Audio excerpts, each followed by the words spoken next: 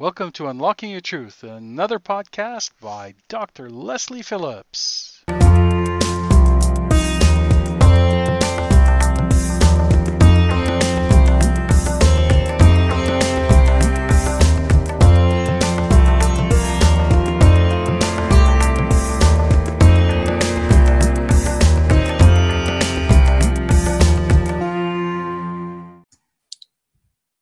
Welcome, listeners, to this week's edition of Unlocking Your Truth. My name is Dr. Lesley Phillips, and I'll be your host along with Corey, who is also joining us, and our guest this week. Hi, Corey. So as you know, Unlocking Your Truth is a talk show, and we focus on metaphysics and spirituality, anything to do with intuition and healing. That's our game. And we love to introduce new topics and educate you about that realm of things. Now, you're listening to us on CIVL on 101.7 FM across the Fraser Valley. And you can also check out the podcast at drlesleyphillips.com. So we have a fantastic guest lined up for you today, and actually a topic that I can't believe in the 2.5 years of doing the show that we've actually never talked about. And that is animal communication. And we're going today to talk about, our guest is going to help us understand how to use an open heart and telepathic animal communication to understand who animals truly are and our responsibility to treat them accordingly. And she's going to share stories from animals both on the earth and from the other side. So that sounds absolutely phenomenal. So before I introduce her, I should probably tell you a little bit more about her. Her name is Theresa Wagner, and she has deeply loved and communicated with animals her entire life. And being with animals brings her to the core of her soul while she's here on earth. And being with and helping animals and the people who love them provides meaning, guidance, joy, and purpose to her life. Now, she began working as a professional animal communicator in 1991, and she's actually worked with over 12,000 clients in over 20 countries since starting this work. She specializes in grief support and has worked as a pet loss grief counselor since 1986. She's got a master's degree in counseling and psychology, and she's the founder of the Animal Loss and Grief Support Institute, which offers classes and certification in pet loss grief counseling.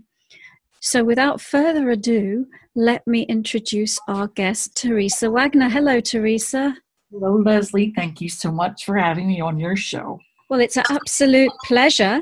And so it sounds like you've been involved in animals all of your life. What have they meant to you in your life? And where did you first discover that you could communicate with them? Well, people ask, those of us in the field are asked that question a lot, and it varies with each of us, of course. My story is that I've always heard animals. In fact, years later, when I was, really pushed by a bunch of my clients to start teaching animal communication, I had to really step back to do that because I just always did it naturally. So I had to step back and analyze what I do when I speak with them. But everybody's story is different, and mine began when I was a child. I had a cat, and I could always hear what she was saying. My childhood was not a pleasant one. It involved a lot of abuse. And what would often happen is my cat would come to me at night, and she'd come on my pillow and just say to me, "It's okay. You're going to be okay. You're going to survive all this, and you're going to live on and have a good life. You're going to be okay. You'll get out of here." And that might sound really basic, but to a small child, that was my lifeline. It was my lifeline. So given that as part of my tender young years, it's no wonder that from there on, I really trusted and loved animals, because she really was the being who got me through that time. And then, you know, there were other times when I might mention, certainly not that kind of comment, but other things. The cat might say, I'm hungry. And I'd say to my parents, oh, you know, she's hungry. We need to feed her, or some other everyday thing. And they always acted like they believed me, until one day we were at a park, a very popular park where I lived, where people would go to feed the ducks in the pond. And I used to love to go there and talk to the ducks and feed them. And one day, a duck came right up to me, right at the edge of the pond where I was standing. And he was in such distress, and he talked to me very clearly and said, my throat hurts, and I'm so sick, I need help. Please, can you get me help? Because something that does happen sometimes with animals is that they instinctively know who's going to hear them, and they'll sometimes just go to that person when they're in trouble. That of course also happens when they instinctively know somebody has compassion for them and they need to be physically rescued, and they'll go to that person. But when this happened, I was maybe like 5 or 6 years old. I was way too young to do what we do as adults, as healers, and that is to listen, to offer help, whether it's physical help that's needed and or emotional help, and to not take on the pain of the animal. Of course, we all learn to do that as adults, as healers, as communicators, but I didn't know how to do that at 5 or 6 years old. So all I did was take in his pain, and I started sobbing and begging my parents to please take the duck to the vet. And I told them what the duck was saying. Well, it kind of gathered a little crowd because I was crying really loud, I guess. And people were looking at the duck, who did really look like he was in distress too. And my parents at that point said, stop making up these stories that you can hear the animals. And I was very young and naive, and I just said, I'm not making it up. And I kept begging them to take the duck to the vet, at which point they started slapping me and told me never, ever to tell these lies again. Well, I might have been young and naive, but even a child knows when you're hurt for doing something, psychologically or physically, you aren't going to do it again. So the next time I told anybody I could hear the animals, I was 35. Wow. Because not that I expected somebody else to treat me that way, but what I thought during all those years in between is that something must be wrong with me. Because I didn't know anything about metaphysics, physics. I didn't know anything about telepathy until that time. So I just kept it a secret. And even as I got a little older and I dealt with all the healing I needed to deal with about the abuse of my childhood, even then I thought, well, probably the reason I can hear animals talking is because an animal helped me during that time. So I still thought, not that I thought it was abnormal, but I thought it was a singular experience, and I really didn't want to share it with anyone. And then another story for another time, I saw my first whale in the ocean, and that whale was so clearly family to me, and I wasn't expecting this. At the time, I didn't know anything about whales. But when this whale came to the boat, I just, you know how you meet somebody sometimes and you just know, oh my gosh, I know that person. Maybe it's from another life or whatever, or you're meant to have a connection in this life, whatever it is. We've all had that experience where you see somebody and you just know, oh my gosh, we're connected. And that's how I felt with this whale. And he started talking, and we did have quite a history. And it was so life-changing. A couple things happened as a result of that over time. The first thing that happened was I no longer had any desire to keep quiet about talking with animals. I just decided, forget it. This was just too life-changing. I had to start telling people that animals can talk to us and they can help us many times. Not that that's the only reason to connect with them, of course, but so that was when I made the change. So for me, it was natural as a child. It sort of got, pushed under the rug for many years. And then delightfully, this whale helped pull me out from under that. And I've been been talking with him ever since. So that was the beginning for me, Lesley. Well, thank you for sharing that. That's such a powerful story. Now, you said a couple of things. One was that you had been you've been doing it for so long that when you started teaching it, that that you had to figure out what you were doing, Yes. and so and you've referred to animal communication as telepathy as well. So can you give us a bit more information, for some of our listeners who might not have had the same experiences as you? What is it like? What's the experience of telepathically communicating with an animal like? How does it occur? I would say this, that once we open to it, it's as natural as breathing.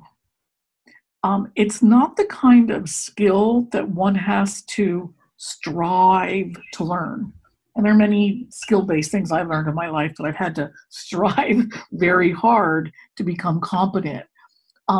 Telepathy, and I've learned this watching students over the years, it's not about striving to learn it, it's about letting go and letting it happen. And that's not to say it happens easily for everybody, but to answer your question of what it's just like talking to a person. The only difference is that one of the things we learned as animal communicators over the years is that animals speak to us most often using words, which I personally believe is a kindness on their part because they know we're so dependent on words for our language. But there are two other ways animals communicate, and to me, these are the heart of telepathy, and animals like them better than words, and that is feelings, communicating feelings and images.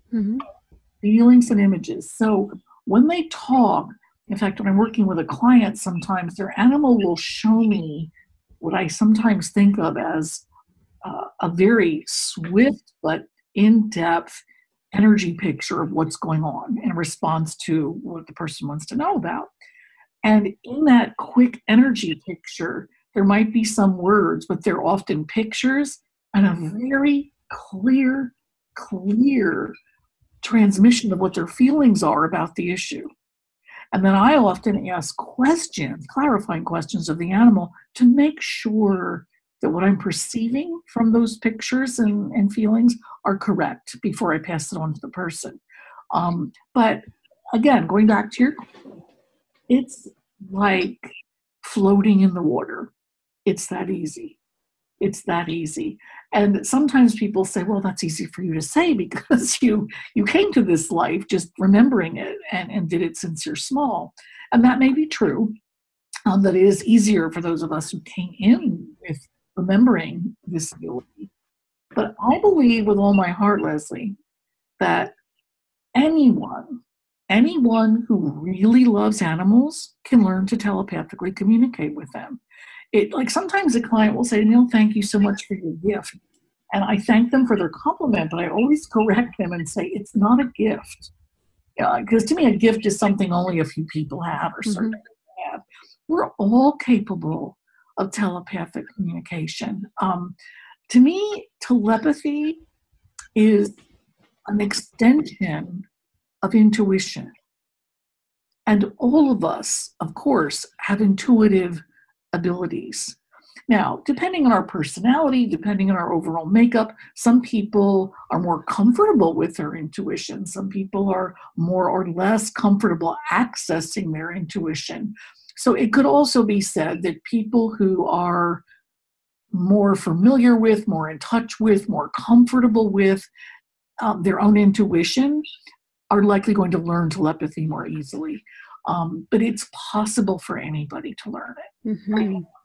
Yes, I completely agree with you, and so what are some of the things that, apart from a natural aptitude towards their intuitive abilities, what sort of things interfere with people being able to do this. And one that I'm particularly interested in asking about is because don't sometimes people sort of project onto their animals human characteristics and personas that's not really like the animal is? And if so, does that interfere with actually really communicating with the animal?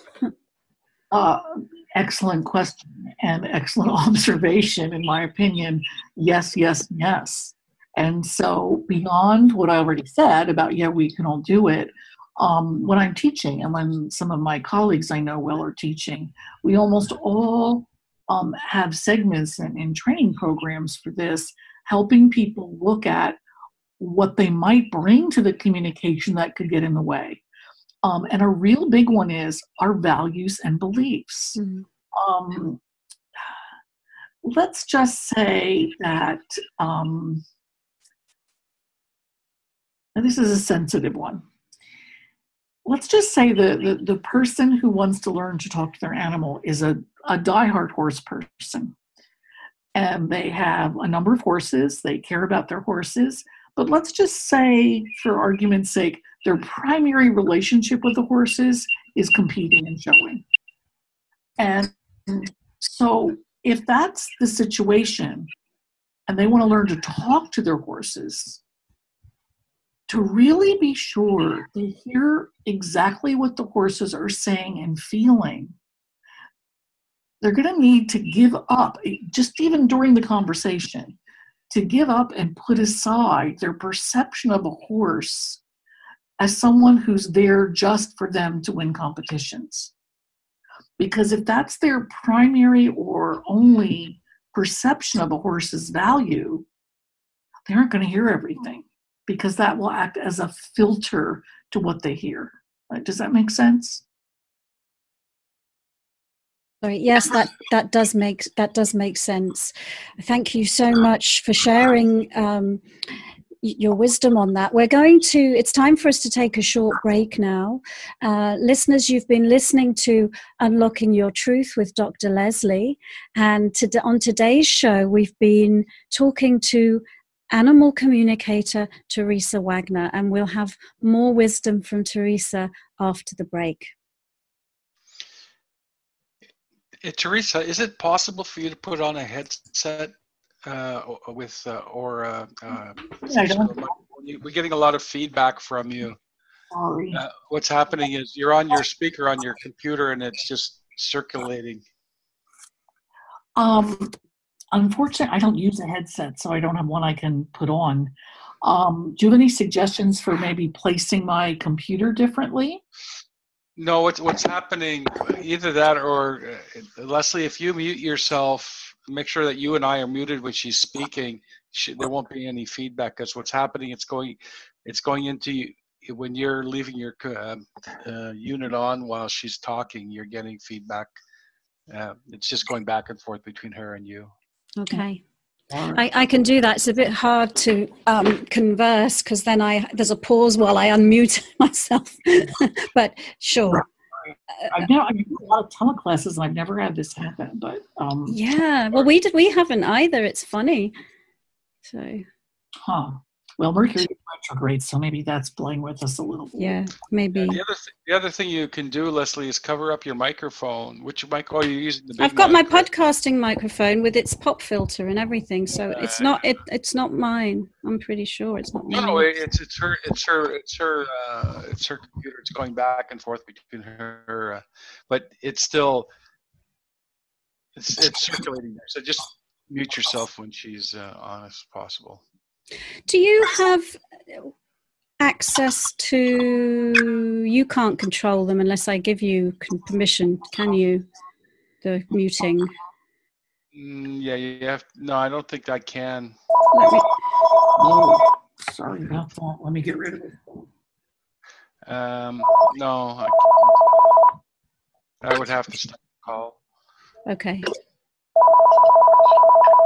Well, I'm glad that happened while we on a break. She's okay. She's okay on her own when she's talking. Okay. Well, it just makes it a bit awkward for me to mute and unmute myself but I'll do it. There's some really bad squeals. Okay. Oh, sorry. Oh, that's okay. Okay, so I'm going to mute everybody, and then I'm going to introduce the next segment, and then I'm going to mute myself after I ask you a question. So, okay. Sorry, why are you waving? Because I want to say something. I thought you muted me. Don't worry about the pauses too much, because I can edit out the pauses. Okay. Okay?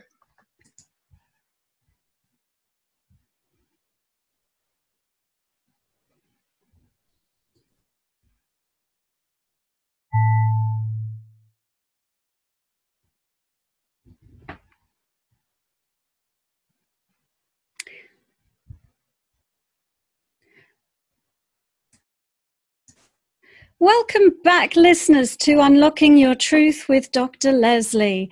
And this week on Unlocking Your Truth, we've been talking about animal communication. And we have a fabulous guest who has spent her whole life really working with animals and communicating to animals and helping people to understand their own pets and their own animals and be able to talk to them as well. So we're having a great time talking to Theresa about this. So welcome back, Theresa. I have another question for you, and that is, I think there are a few different ways that you help people. I know that you train people in animal communication, but you also help people with their grief when their pet has passed away. Can you tell us a little bit more about that? Of course. There are two very different ways that I work with people, and depending on what the person wants, what the client wants, sometimes I will help them communicate with the soul of their animal on the other side. Sometimes I will help them with grief counseling without animal communication if that's what they want. What's actually the most common for what people come to me for is a combination where they'll want some support for their grief emotionally, but they also want to talk with the animal. So both of those services are available. And I think, it's an interesting thing for me because I never assume that somebody wants one or the other. As long as I've been doing animal communication, there still are people who just aren't interested in that, or that's not what they want. They just want emotional support and psychological help for their grief process. So that's what I give them when that's what they're looking for. Do you have any stories to share about animals that had passed away and what they had to say to their owners? Oh, yes, many. In fact, I put together a whole class one time just on these stories because people want to hear them so much. I think one that probably is at the top of my mind more than others, even though they all really touch me, is an animal whose person wanted to know, well, everybody wants to know, what's it like and where are you and who's with you and those kinds of things. And then this person said, are you learning anything? And her animal said, oh, I'm so glad you asked that. I wanted to tell you what I've learned. And he said, it became very, very, very clear to me when I came here and I looked back at my life. And he was also working with a teacher who was helping him look back. And he said, when we're on Earth, there are only two things that are really important in a whole lifetime. One is the quality of love that we gave and allowed ourselves to take in. And the other is how we were able to really embrace every opportunity we had to grow. And those are really the only things that matter when we look back. And that was wonderful enough to hear, but this next thing really got to me. He said, everything else in a whole life is just background and context to those two things. And his person and I were just aghast. We were both very touched by that message. And I actually sometimes think of that and try to remind myself to do those two things every single day as much as I can. And one of the things I like to tell people when I share this particular story is when I'm in a room of people, I'll ask, gosh, can anybody guess what kind of animal might have said that? And people will say, oh, a dog, or the cat lovers will say a cat, or someone will say, oh, no, it had to be a horse, whatever. Well, the animal who died was a pigeon. My client in this situation was somebody who does a lot of bird rescue. And this particular little guy was a pigeon who she rescued because he was very badly injured. She does rescue, rehab, and release. And every once in a while, of course, a bird cannot be released. And this guy could not. And they became extremely close for the rest of his life. And I think that issue brings us back even to something else you said earlier about, can anything get in the way of animal communication? And one of the things that can is if we have any prejudices about any particular species. And one of the things I always like to tell people about animal communication is what we hear, what we receive from the animals will be more thorough and clear if, when we're having the conversation, we literally let go of any and all biases or prejudices we might have for a particular species. And most people wouldn't think, oh, pigeons must be really bright. But one of the things I found that runs through a lot of the stories, and I do have more stories for you, is that though we all look very different on the outside, every animal species looks very different one from the other. We certainly look very different from all the animals. But on the inside, I don't mean the inside of our bodies, but on the inside of whatever body we have, we're the same. We all have a soul. And one of the other interesting things I found is that there really isn't a lot of difference in the emotional range of most animals compared to humans. Their emotional range from, sadness to anguish to joy and euphoria and everything in between is just like ours. And so is their emotional life, and so is their spiritual life. And I do understand that scientists, because of their frame of the world, their perspective of the world being nothing's true unless it's physically measurable. And I understand that, and I have great respect for science. But I do think that science lets us down when they say, if it's not physically measurable, it can't possibly be real. And there are many things, of course, in our earthly experiences that will never be physically measurable, but they are real. And one of them is the inner experiences of animals. So I'm sorry to ramble on that one, but that particular bird who gave me that message always brings that point back to me, that we can't assume that, if we talk to one of the revered animals like the whales or the wolves or the elephants, that we will always get high-level spiritual messages. That's a really unfortunate myth. And I'm a huge whale lover. Whales are very, very important to me. But there is a myth in the archetypes of animals, which I wish did not exist because they do get in the way of getting clear communication with individual animals. If we believe these archetypes about species, which are really stereotypes, they're usually positive ones, but they're still stereotypes. So I really encourage people to listen to every individual as an individual without regard to what the species is. So anyway, anything else you want me to say about that story? Well, thank you. No, that was wonderful. And, the funny thing is, I was asking you questions in my mind and you were answering them as you went along. But anyway, it did bring to mind one additional question on that theme, which is,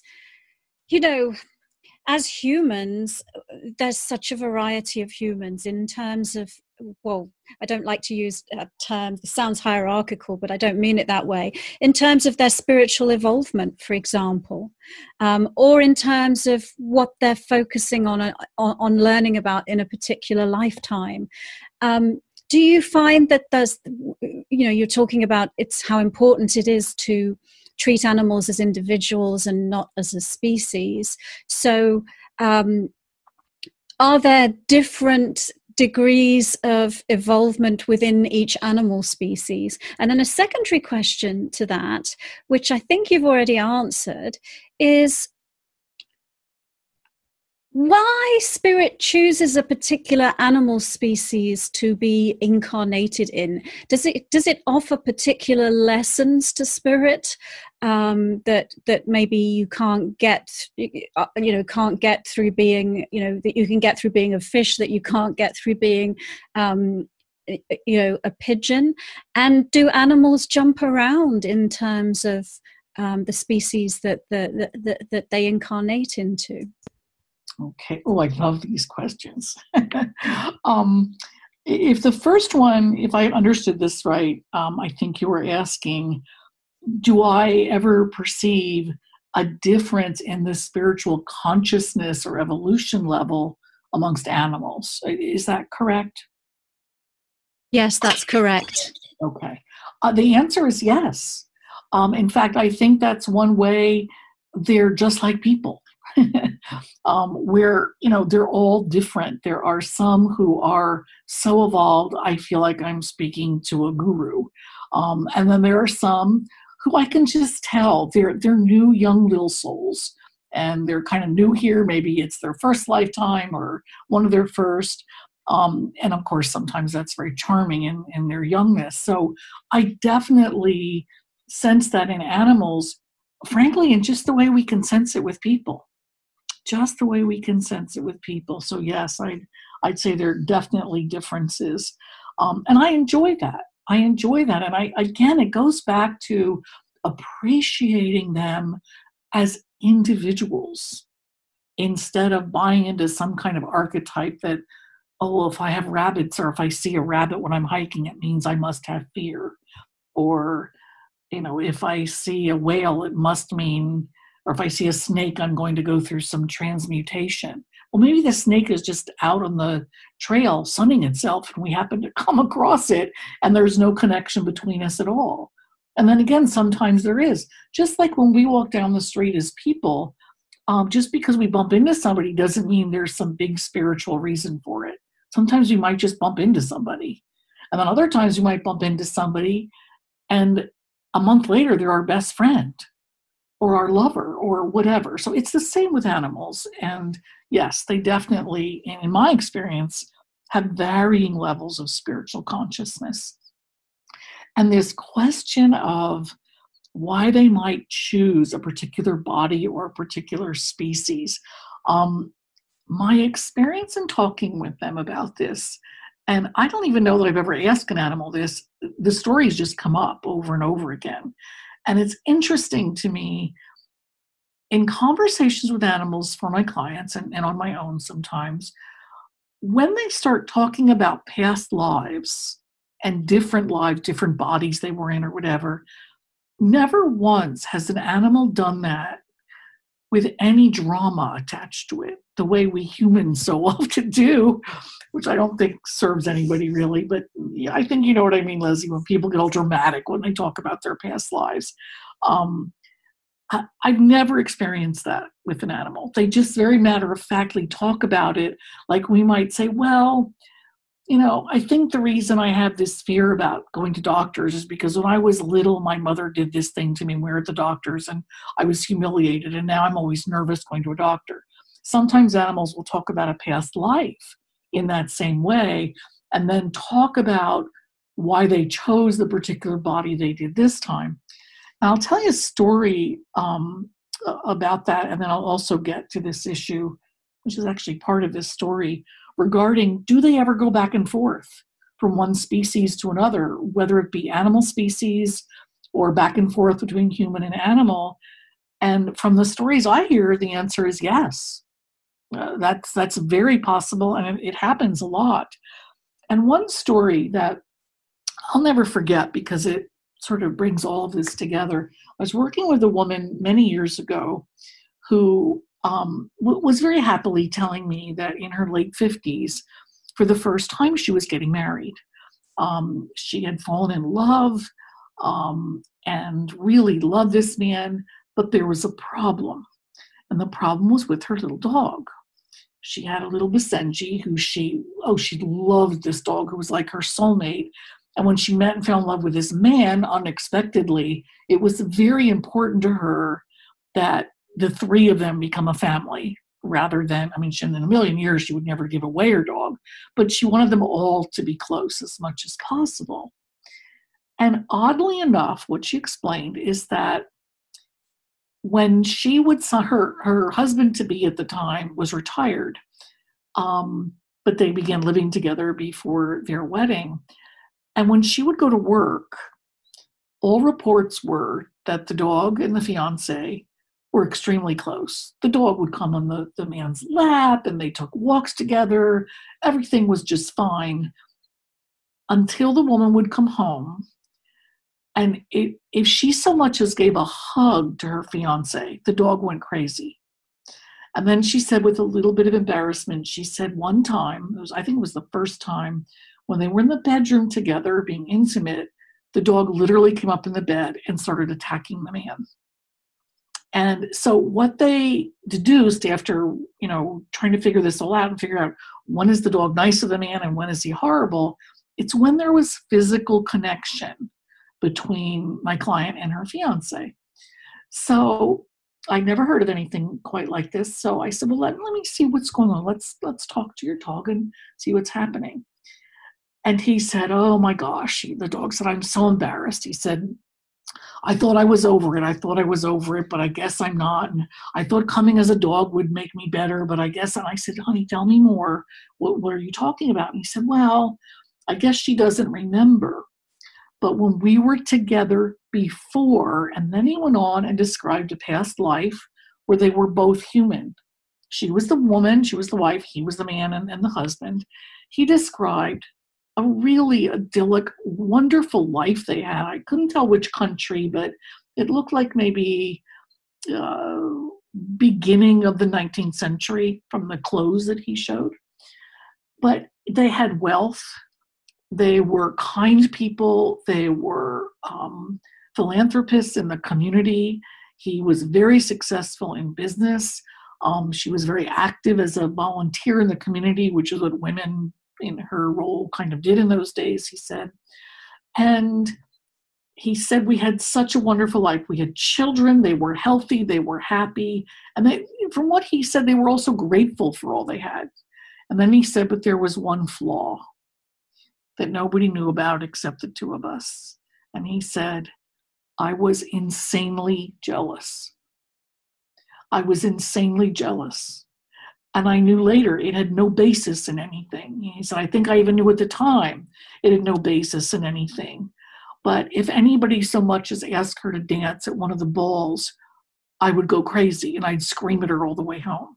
And he told more stories. But he said, in between that lifetime and the current one where he came back as the dog, they talked about this and how his jealousy almost ruined what was so beautiful and so perfect. It didn't quite ruin it, but it really marred something that was so lovely. And he took full responsibility for it. He did a lot of work on the other side. He waited a long time to come back to her because he was this little 3-year-old dog when she was in her 50s, because he was on the other side healing this. And then he said, I really wanted to come as her husband again, but I didn't quite trust myself to be in that role and not be insanely jealous. And I knew she loved dogs in that lifetime, so I decided to come back as her dog. And it all worked out really well. And when she was nice to other dogs, I really didn't care. But when she fell in love, it tested me. It really tested me to my limits. And so in that conversation, we at least found out why it was going on.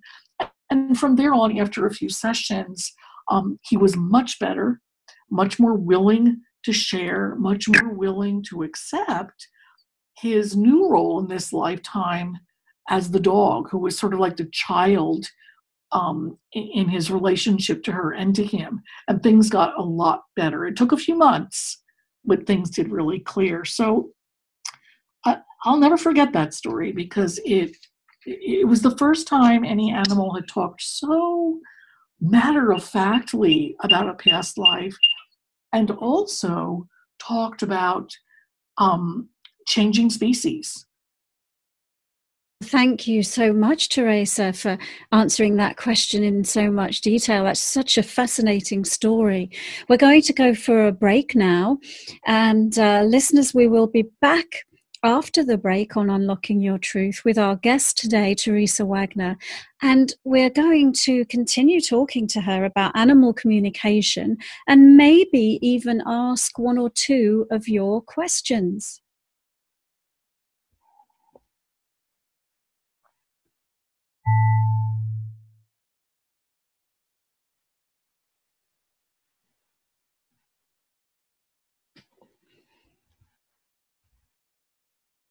Welcome back, listeners. You're tuning in to Unlocking Your Truth with Dr. Lesley.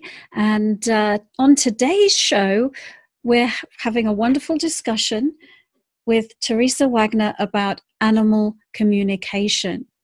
And Theresa, I was talking to one of my clients this morning, and she's normally a client that comes for some healing sessions. But today she actually asked me a question about her cat because she was very worried about her cat. And I said, well, guess what? Later on today, I'm talking to Theresa, and I will pose your question about your cat to her and see what she says. And so my client's cat's name is Bella, and Bella is 3 years old, and she is very one of those sort of Persian Siamese crosses, very fluffy but Siamese. And apparently she has had some asthma and allergies and things like that. And recently Bella has started crying a lot. And my client wants to know, why is Bella crying? What is she trying to say to her? Okay. All right. And I'm assuming it's okay for your client for us to discuss this on air? She gave her permission, yes. Okay. All right.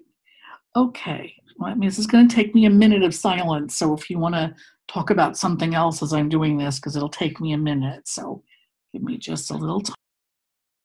So we're just giving Theresa a minute to take a look at that.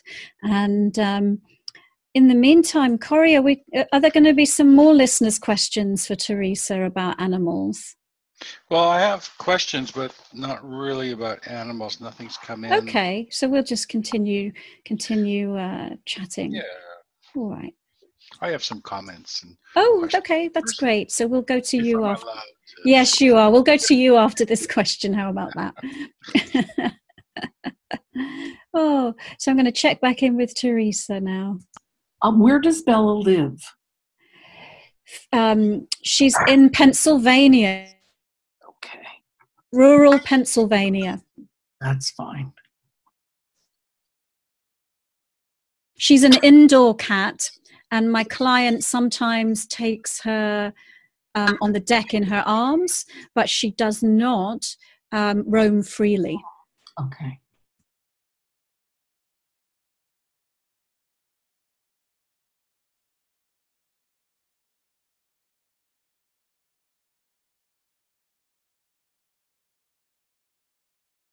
Another anecdote about Bella is that she does live in a house, and my client's exercise stuff, I guess, and laundry stuff is in the basement, and so Bella wants to go down there, and my client doesn't like to let her to go down there because I don't know, there's too much stuff.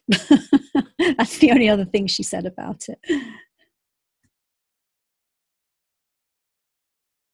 So I'm going to check in with Theresa and see. All right. What Bella is saying, she was a little taken aback by being connected. And I said, it's okay. I said, it's all right. Just be honest. Your person, wants to understand what your crying's about. And she said, well, I wouldn't say I cry. I have a very nice meow. So she doesn't want to be seen as crying in a whining kind of way. So that's her perception, that she has a nice meow. And I said, well, it does seem to your person that you're meowing at times, perhaps a lot, and she's not quite sure what that means or what you want. And she said, I do it for different reasons. She said, I know it always gets her attention, and sometimes I just want more attention from her. I know she loves me, but she's also very busy. And sometimes I just want more attention. I love when she talks with me. I love when she looks right at me and kisses me and pets me and makes me her focus of attention. And she said, I know she can't do that all day long, but sometimes I meow because I'm telling her I want more. I want more of her attention. And then she showed there are times that even her person will be looking at something else. It might be a computer screen or a television screen or something, but she'll still have some of her attention on Bella. And she likes that too. She just really likes being acknowledged. She really, really likes that. She also said sometimes she'll do it because she wants more food. Anything else you want me to ask about that, or is that enough to give back to your client? I think that that's great. And actually, my client had an inkling that that it was attention seeking, but she wanted to make sure that it wasn't a health problem, because she'd had a previous cat that had very bad dental problems and was in a lot of pain in its mouth. And so she wanted to make sure that this cat wasn't in any pain. Well, let me double check that, because I didn't ask her about her physical self. Let me check.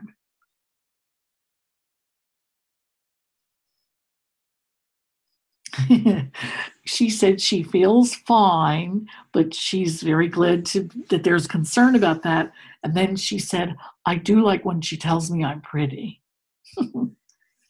She feels very good about how she looks, and she likes that being acknowledged. Oh, that's great. Now, I think Corey actually had some things he wanted to ask you. So I'm going to unmute Corey, and then I'll pass it over to him. Hello. I'm allowed to speak now. It's wonderful. Bella, I have worked in my energy healing practice, I've worked on cats, dogs, and horses. I have one experience with a horse that was wonderful. The horse wasn't very friendly towards me. She likes to bite, apparently. And I started working on her, and all of a sudden, she put her head right against the forehead, right against my chest, and I became very quick friend. So I realized very early on that animals do appreciate healing sensations as well.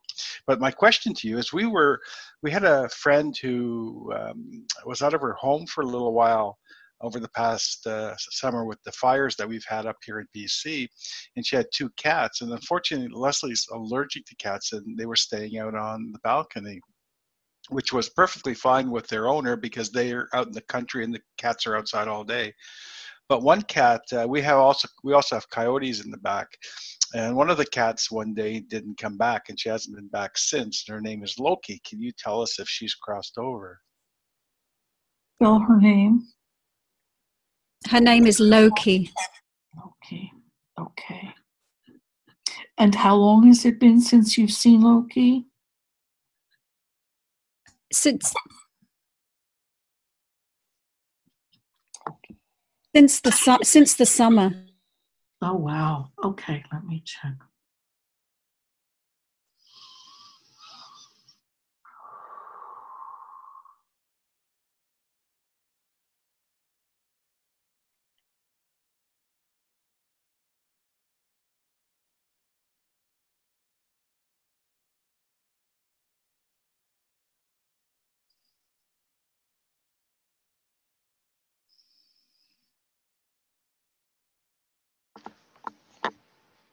I'm just going to mention, in case it helps, that the other cat that's still alive, the companion cat, is called Misty.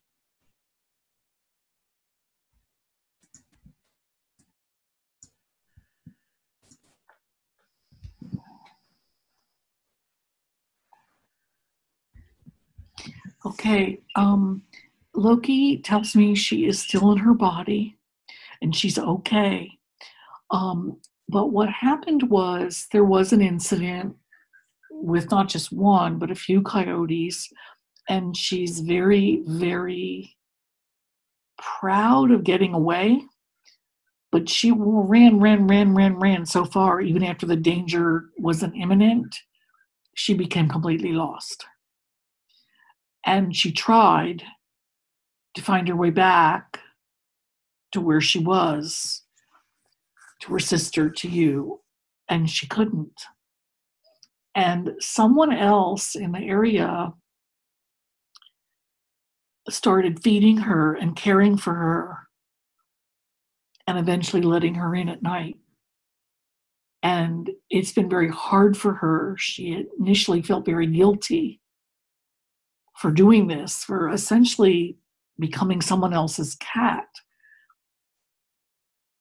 But she didn't know what else to do to survive.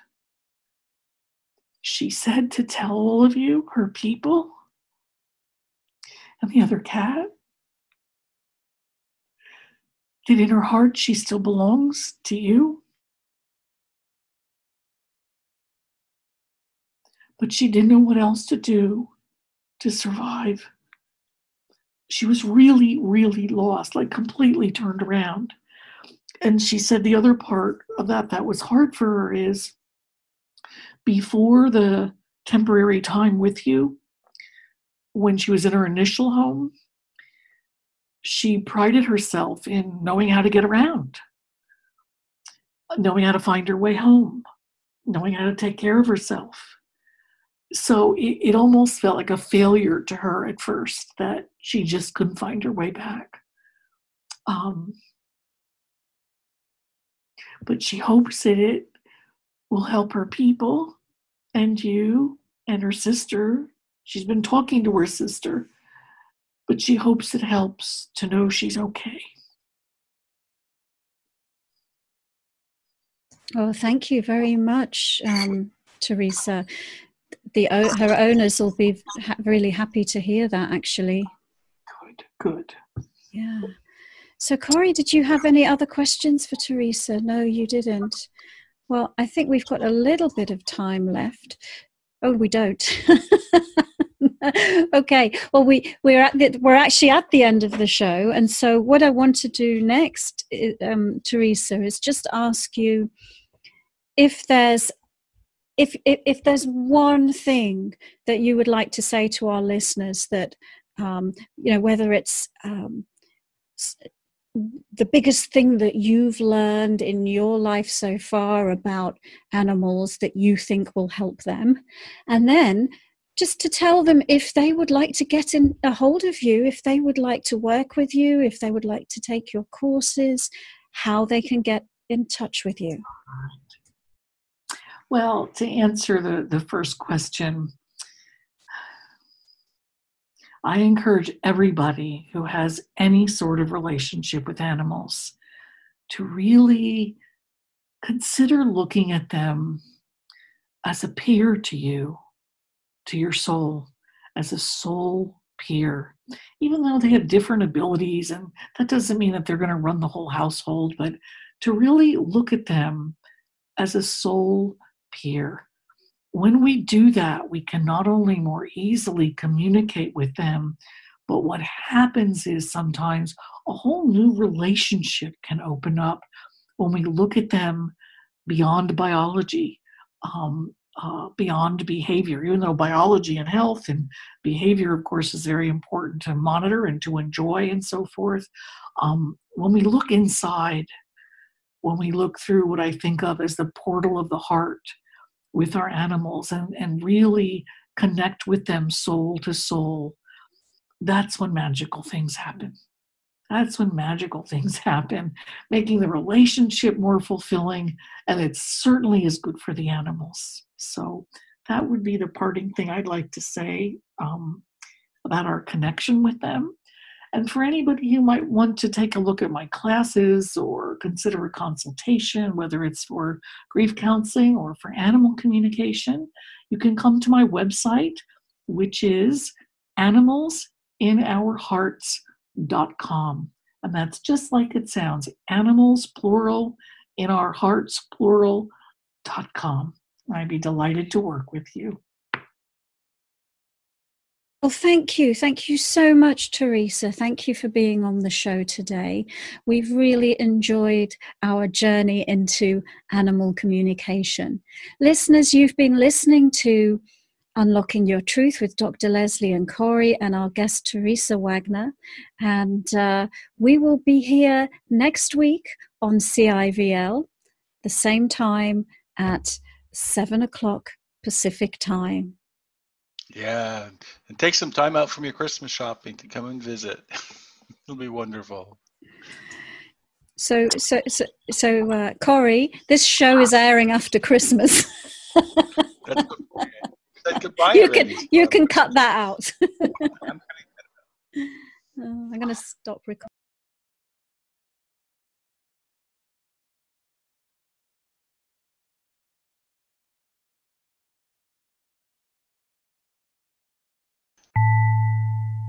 Thank you for joining us. You've been listening to another Unlocking Your Truth podcast by Dr. Lesley Phillips. For more information, go to our website at drlesleyphillips.com. That's drlesleyphillips.com, where you can ask questions or send her an email, and there's many free gifts on there for you as well. Come back again.